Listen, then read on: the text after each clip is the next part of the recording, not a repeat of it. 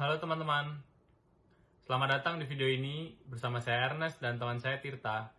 Dan kami akan membahas sebuah destinasi pariwisata di Indonesia, yaitu Raja Ampat. Penasaran dengan videonya? Mari kita simak.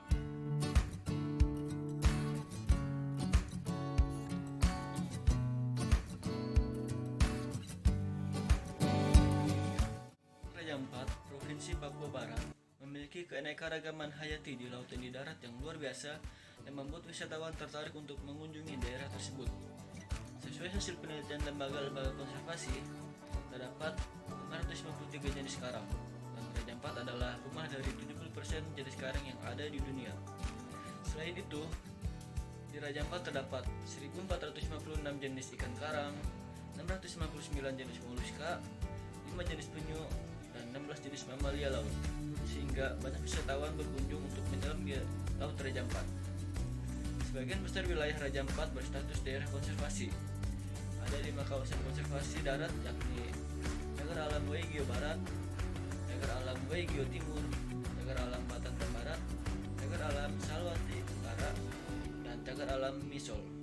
Dikatakan Raja Ampat terdapat 258 spesies jenis burung, yang diantaranya 10 jenis endemik Papua dan 6 spesies sebagai endemik Raja Ampat. 6 spesies endemik Raja Ampat adalah cendrawasih botak, cendrawasih merah, Malio waigeo, Raja Ampat pitahui, cekakak pita kofiau, dan kehijab kofiau. Banyak wisatawan pecinta alam datang ke Raja Ampat hanya ingin melihat dan memfoto burung cendrawasih. Selanjutnya, saya akan bahas mengenai perindustrian yang ada di lingkungan Raja Ampat itu sendiri.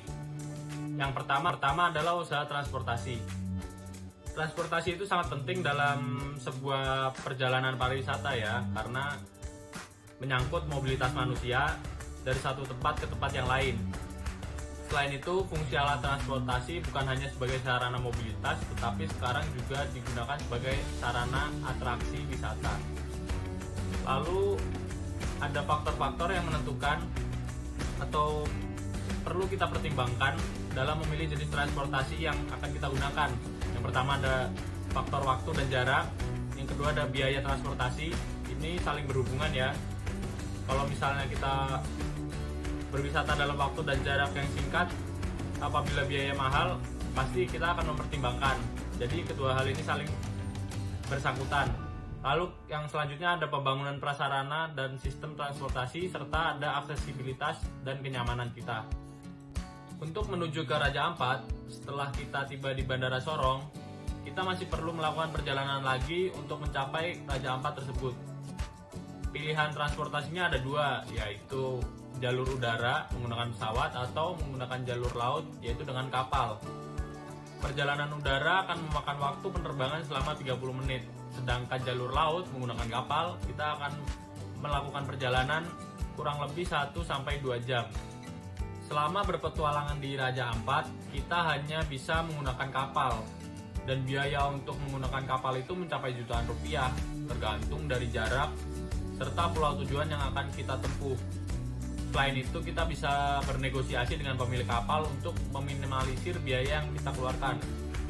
Atau dengan cara yang lain, yaitu kita mengumpulkan beberapa orang yang memiliki tujuan yang sama dengan kita, sehingga kita dapat pergi secara rombongan. Hal ini tentunya akan meminimalisir biaya yang kita keluarkan secara perorangan. Untuk usaha akomodasi, menyangkut penginapan yang kita butuhkan, di sana banyak terdapat hotel, homestay ataupun juga resort. Tergantung kebutuhan kita seberapa, jadi kita bisa menentukan kita akan menyewa penginapan di mana. Kebanyakan dari mereka menyediakan penginapan di dekat laut, sehingga kita dapat merasa lebih dekat dengan alam dan dapat lebih menikmati suasana yang ada di sana. Biayanya pun berbeda-beda, mulai dari ratusan ribu hingga jutaan rupiah. Nah, kira-kira begitu ya teman-teman mengenai perindustrian yang ada di wilayah Raja Ampat ini. Semoga informasinya bisa membantu ya.